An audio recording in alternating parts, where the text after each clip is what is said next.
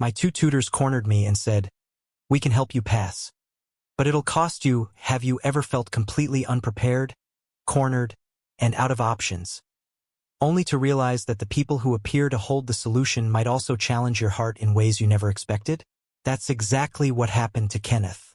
Struggling to pass a life-changing exam, he meets two tutors, one strict and commanding, the other creative and encouraging.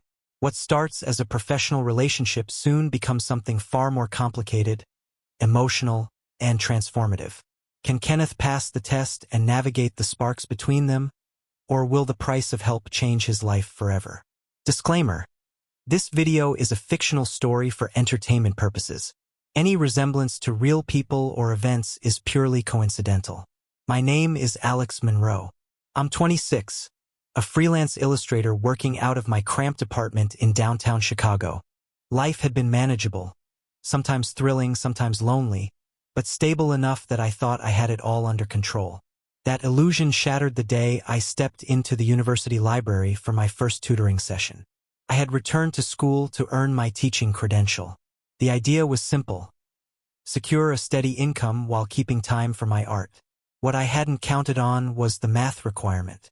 Specifically, a comprehensive exam that spanned algebra, trigonometry, and calculus. A world I hadn't touched seriously since high school.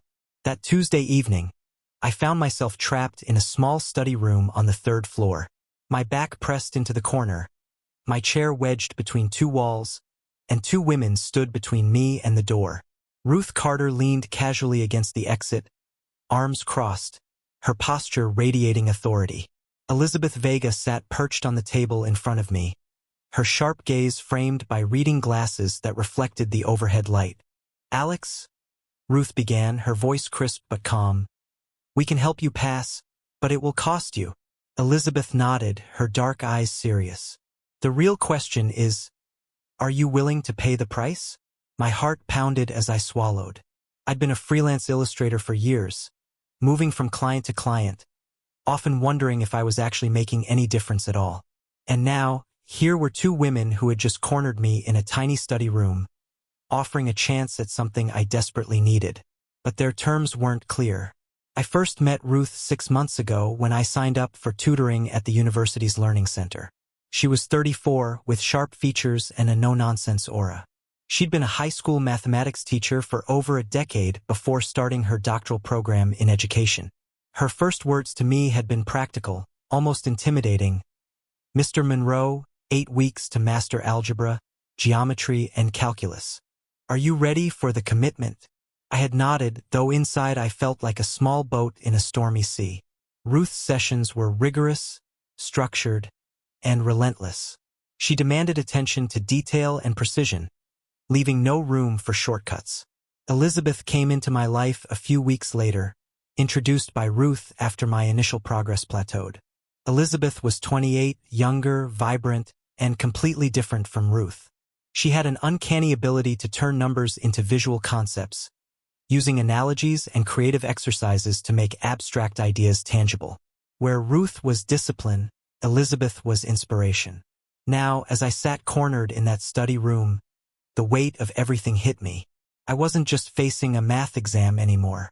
I was facing the realization that these two women had already reshaped the way I thought about learning, and about myself. "What kind of price?" I asked, my voice barely above a whisper. Ruth stepped closer, her eyes steady.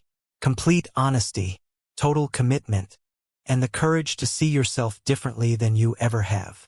Elizabeth reached across the table and laid a hand over mine. "We think you're ready for this, Alex. But you have to decide if you're ready to step fully into it." I exhaled slowly, my mind spinning. Everything I had known about my life, my art, my fears about failure. It all felt like it had led me here. And somehow, in that small, quiet study room, I knew I was about to pay a price that would change everything. The days that followed were a blur of equations, diagrams, and quiet revelations. Ruth insisted on a strict schedule. 3 sessions a week, 2 hours each, with homework to be completed between meetings.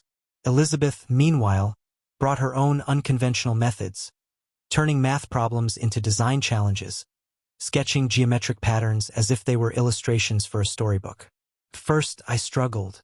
My hands trembled as I tried to solve quadratic equations, my mind resisting the formulas that had once seemed so simple. Ruth's patience was endless but firm. She never sugarcoated mistakes, never coddled my frustrations. "You can't skip steps," she would say, tapping a pencil against the edge of my notebook. "The solution won't come if you cut corners." Elizabeth, in contrast, laughed at my clumsy attempts, but it wasn't the mocking kind of laugh that made you feel small. It was the kind that invited you in, that made you want to try again, even when you were sure you'd fail. She would trace angles on the whiteboard, turning lines into art, showing me the patterns hidden in the numbers.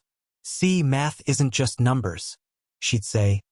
"It's shapes, it's movement, it's rhythm." It was exhausting but exhilarating. I found myself thinking about them even after the sessions ended.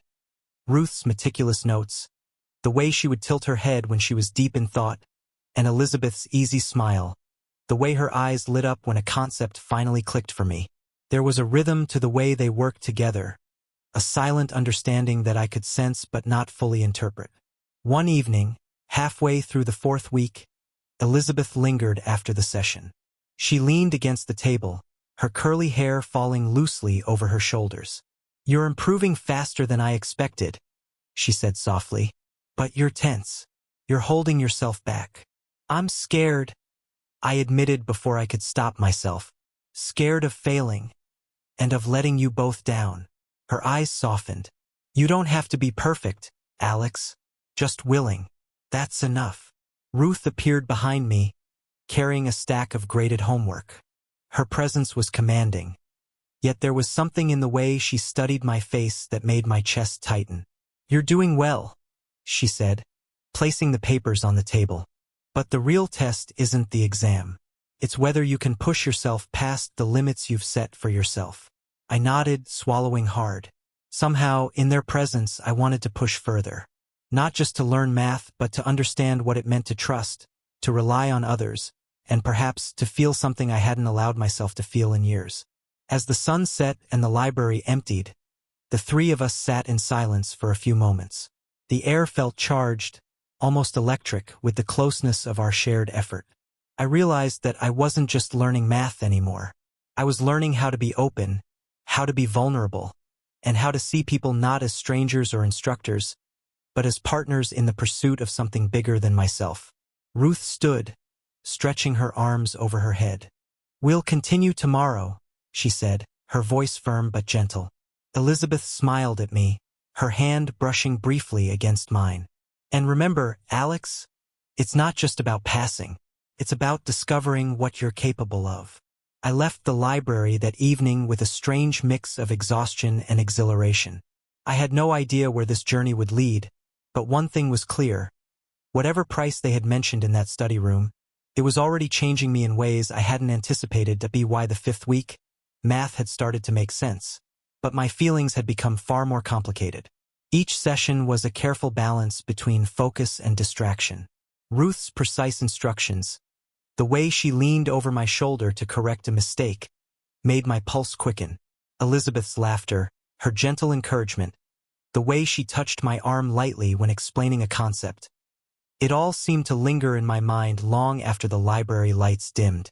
That Tuesday, we had reserved the same small study room, and I arrived early, hoping for a few extra minutes with them.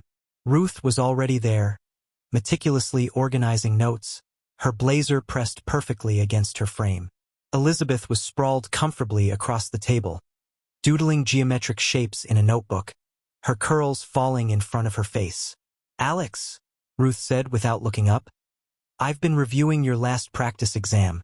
You've improved, but you're overcomplicating some of the problems. Focus on the process, not the end result."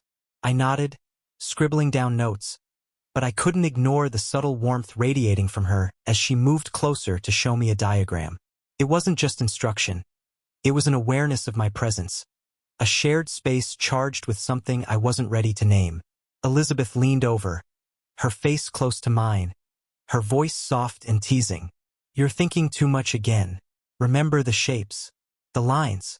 Turn it into something you can visualize. I followed her guidance, and as I did, I realized something surprising. I was actually enjoying the struggle. The way their guidance complemented each other, it was like a dance. Ruth provided structure, Elizabeth creativity, and somehow I was caught in the rhythm between them, learning far more than just math. After a particularly tricky calculus problem, I finally understood the solution. My relief was met with simultaneous smiles from both women. Ruth's was quiet but approving. Elizabeth's radiated pure delight. I felt a thrill, a connection that went beyond numbers or diagrams. "See," Elizabeth said, nudging my shoulder lightly. "You're capable of more than you think." Ruth adjusted her glasses, her gaze meeting mine directly. "You've been pushing yourself. That's the real progress, Alex. Not the numbers, not the formulas, but the way you've challenged yourself." For a moment, the room felt suspended in time.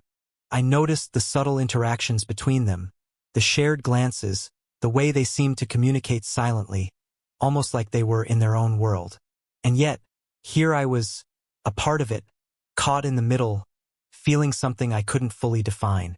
Elizabeth's hand brushed mine again, and I felt a jolt, a spark I hadn't anticipated. My heart raced, and I had to remind myself to breathe.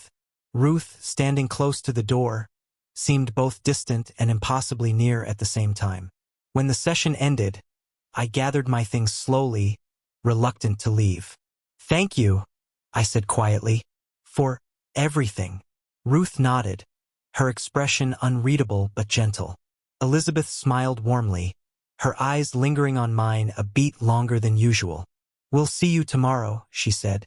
"And remember, the challenge isn't just the exam. It's everything you're discovering about yourself along the way."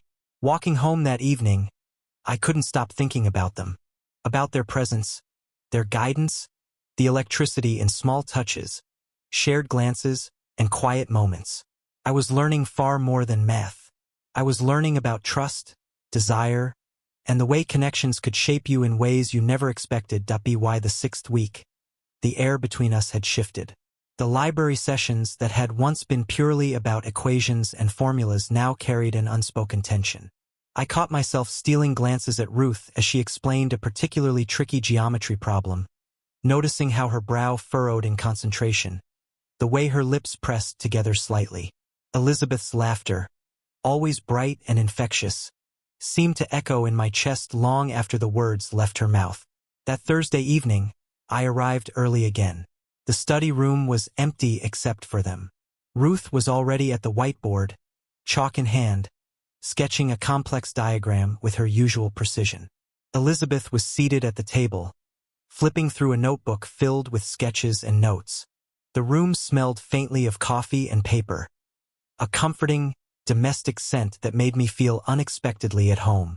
"Alex," Ruth began without looking at me, "I've assigned extra problems for tonight. These are critical if you want to truly master the material before your exam." I nodded, setting my bag down. As I approached, she motioned for me to come closer, leaning over to point out a subtle angle in the diagram. Her proximity made my chest tighten, and I had to force myself to focus on the lines she was tracing instead of the warmth radiating from her body. Elizabeth leaned in from the opposite side, her fingers brushing lightly against mine as she handed me a pencil. "Here, this will help you visualize it," she said softly, her eyes locking on mine. I felt a jolt I couldn't ignore, and for a moment, I wasn't sure whether to focus on the problem or the sudden awareness of how close we all were. The session continued, a delicate dance of mathematics and subtle touches, shared glances, and moments of proximity that made my heart race. Ruth's structured guidance kept me grounded, while Elizabeth's creative encouragement sparked new ways of thinking. I realized I was learning more than math. I was learning how to navigate this strange, uncharted territory between us. During a short break, Elizabeth leaned back in her chair, her eyes sparkling. "You've come so far, Alex. Honestly, it's impressive." Ruth's gaze softened as she watched me work through a particularly difficult problem. "You're capable of more than you know," she said quietly. "You've pushed yourself further than anyone expected, including yourself." The weight of their words hit me, and I felt a rush of emotion I hadn't prepared for. Gratitude, admiration, and something else, something deeper, more complicated, flooded through me. My mind kept returning to the small touches, the subtle signals, the way they seemed to communicate without words. As the session ended and we packed up, Ruth closed the door behind her, her hand lingering on the handle a moment longer than necessary. Elizabeth's hand brushed mine one final time, a silent reminder of the connection that had formed between us. I walked out of the library with my thoughts in chaos, realizing that the price they had mentioned wasn't just about dedication or honesty. It was about confronting feelings I didn't fully understand, about vulnerability, about allowing myself to be seen. That night, lying in bed, I replayed every glance, every touch, every whispered word. I couldn't deny it anymore. I was drawn to both of them, in ways I didn't have the language to describe, and somewhere in the back of my mind, I knew that navigating this complicated connection would be as challenging and as transformative as the exam itself. By the 7th week, the pace had intensified. My math skills were improving dramatically, but so were the complexities of the feelings swirling around Ruth and Elizabeth. Each session had become a delicate balance between learning, focus, and an undercurrent of emotion that I couldn't ignore. That Tuesday, I arrived at the study room earlier than usual. Ruth was already there, reviewing notes with meticulous care. Elizabeth was sitting cross-legged on the table, sketching a series of diagrams with flourishes that made even the most abstract equations seem alive. Their presence filled the room in a way that was simultaneously comforting and electrifying. "Alex," Ruth said, her eyes briefly meeting mine. "Tonight we're going to tackle integration. This is critical for your exam, so I expect full focus." I nodded, though I felt my attention slipping. Each glance, each subtle gesture from them pulled me out of my concentration. Ruth leaned over to correct the angle of a graph I had drawn, and the brush of her shoulder against mine sent a shiver down my spine. Elizabeth slid a page toward me, her fingers lingering briefly over mine. "Try visualizing this area as part of a design," she whispered, her voice soft but insistent.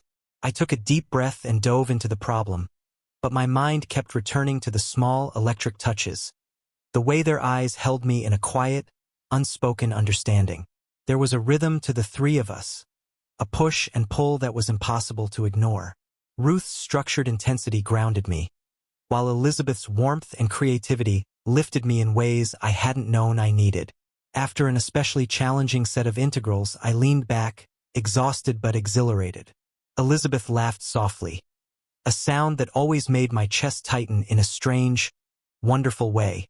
"You're improving faster than I imagined," she said. "You've got the skill and the dedication. It's impressive." Ruth's gaze softened, and for a moment, the stern teacher facade dropped. "You're pushing yourself beyond what you thought possible, Alex," she said quietly. "And that's the real growth. Not just the math, but everything." The three of us sat in silence for a moment, the weight of the unspoken hanging in the room. I realized then that the price they had mentioned weeks ago wasn't just about hours of study or mastering formulas. It was about vulnerability. It was about opening myself to feelings I had been too cautious to confront, about letting myself be seen and challenged in ways that went beyond the classroom. Elizabeth reached over and touched my hand again, a simple gesture that made my heart race. Ruth stood close, her presence commanding yet intimate. The tension was undeniable, but it wasn't just desire. It was trust, connection, and something far deeper. As the session ended, I walked home with my thoughts spinning. I had learned more than calculus or algebra. I had discovered the courage to feel, to trust, and to acknowledge a bond with two remarkable women who had quietly reshaped my life. And as the exam loomed closer, I knew that the final challenge wasn't just on paper. It was in navigating the feelings and the uncharted territory of our connection, with honesty and care. That night, lying awake, I realized one thing clearly. I was not just learning math. I was learning about love, trust, and the extraordinary power of shared vulnerability. The day of the exam finally arrived, and the tension I had been feeling for weeks came crashing down on me. I woke up early, nerves twisting in my stomach. The hours of preparation, the late-night study sessions, the small moments of intimacy and connection with Ruth and Elizabeth. All of it led to this moment. Ruth insisted on reviewing last-minute formulas with me before we left. Her presence was calm, structured, and commanding, the way she always had been, but there was a softness in her eyes that made my chest tighten. Elizabeth, sitting on the edge of the table with her notebook in hand, offered encouragement in her usual playful manner. "Remember, Alex," she said, "visualize the problems like we practiced. Turn them into something you can see, something you can manipulate. You've got this." The drive to the testing center was quiet, almost reverent. Ruth went over strategy points in the front seat, and Elizabeth reached back from the rear to squeeze my hand, her touch warm and grounding. Their support was palpable, more than just professional. It was personal, emotional, almost intimate in a way that made me acutely aware of the bond we had formed. As we entered the testing center, my nerves spiked. This was it. For hours, that would determine my future. Ruth leaned over to whisper, "Read carefully. Don't rush. Trust yourself." Elizabeth gave me a quick smile and a playful wink. "And don't forget, turn those problems into designs. You know how." Sitting down at the exam desk, I felt a strange calm wash over me. Their presence lingered, a mental safety net I could rely on even in their physical absence.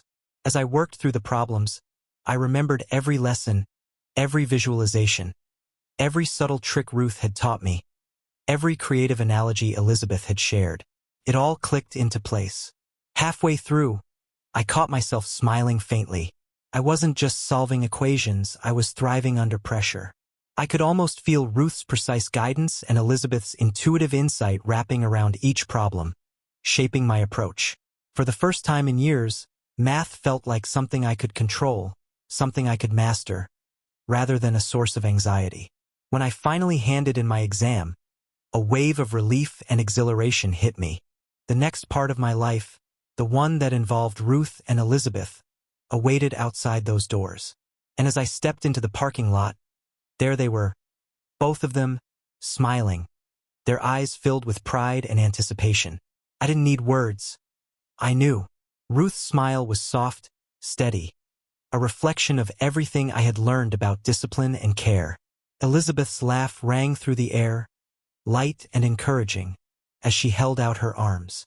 Without a word, I pulled both of them into a hug, feeling the warmth, the connection, the shared journey that had brought us here.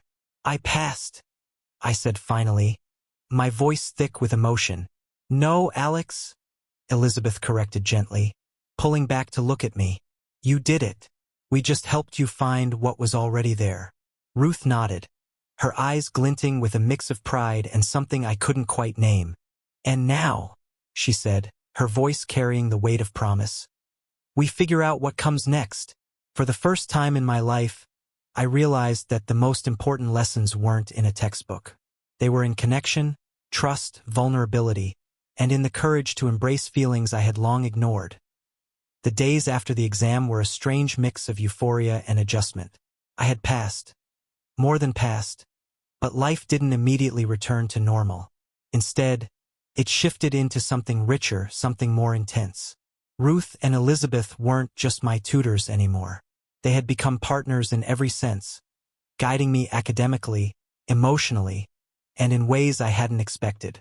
We spent the first weekend after the exam together, unpacking the weight of everything that had happened. Ruth, always practical, wanted to organize our next steps, plans for my teaching certificate, schedules, and calendars. Elizabeth, playful and intuitive, wanted to talk about how we would navigate the bond between the three of us, exploring feelings, boundaries, and what together could really mean. I realized then that the price they had mentioned weeks ago wasn't about studying or effort. It was about honesty, vulnerability, and courage. We shared a quiet evening in our little apartment. I watched Ruth correct a stack of lesson plans with her usual precision while Elizabeth sketched diagrams on a tablet, explaining mathematical concepts with a creativity I could never hope to emulate. And there I sat, feeling simultaneously overwhelmed and profoundly grateful. "I never thought learning math could feel like this," I said quietly, my voice barely above a whisper. Both of them glanced at me. Elizabeth smiled, her hand brushing against mine. It's not just math, Alex. It's about discovery and about trust. About letting yourself be seen. Ruth's gaze softened. And you let us see you, Alex. You trusted us. You changed not just yourself, but us too. The truth of that moment hit me. I had come to them needing help, but what I received wasn't just academic guidance. It was connection, encouragement, love, and a sense of belonging I had never known. I realized then that life rarely followed the plans we make.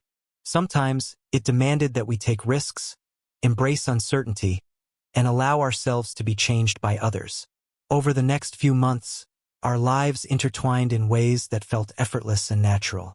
Ruth continued teaching advanced math at the same school, while Elizabeth became a curriculum specialist, finding creative ways to engage struggling students. And I, finally confident in both my math skills and my own potential, began teaching design principles to high school students. We shared a home, shared responsibilities, and shared an unspoken understanding. Dinner times became moments of laughter and debate. Quiet study evenings became shared reflections on our days, and the subtle touches, glances, and smiles reminded me constantly that our bond was rare and extraordinary. Sometimes late at night I would watch them, the way Ruth's face softened in thought, the way Elizabeth laughed freely even at my worst jokes, and I would feel the thrill of gratitude, love, and awe all at once. I had learned that some lessons aren't found in books, formulas, or exams. The most important lessons are about trust, connection, and courage. The courage to open your heart, even when it feels risky, to people who see your potential even when you can't. And so we continued, not following a script, not adhering to expectations, but creating our own life together. A life full of learning, laughter, love, and unending discovery. The tutoring had ended, but the lessons had only just begun. And with Ruth and Elizabeth by my side, I knew that I was exactly where I was meant to be.